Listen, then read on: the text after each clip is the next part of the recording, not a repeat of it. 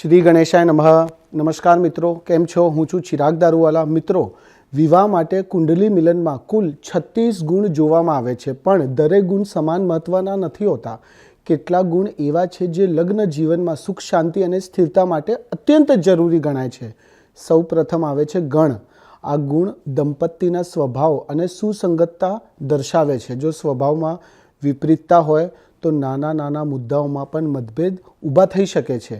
બીજો મહત્વનો ગુણ છે ભાવ, જે માનસિક સ્તરે સુમેલ અને લાગણીસભર જોડાવ બતાવે છે। ત્રીજો છે નાડી, જે સ્વાસ્થ્ય અને સંતાન સંબંધિત સુખ સાથે જોડાયેલો છે અને તેનો મેલ ન બેસતા હોય તો લગ્ન પહેલાં ઉપાય કરવા ખૂબ જ જરૂરી હોય છે। ચોથો ગુણ છે યોનિ, જે દંપતી વચ્ચેના શારીરિક અને ભાવનાત્મક સુમેલની સંકેત આપે છે। અને પાંચમો છે ગ્રહમૈત્રી, જે વિચારો અને જીવન દ્રષ્ટિનો મેલ બતાવે છે। આ 5 ગુણ જો યોગ્ય રીતે મેલ ખાતા હોય તો લગ્ન જીવન સુખમય અને સંતુલિત રહે છે। બાકી ગુણો પણ મહત્વના છે, પરંતુ આ 5 ગુણ લગ્નની મજબૂત પાયાની જેમ કાર્ય કરે છે।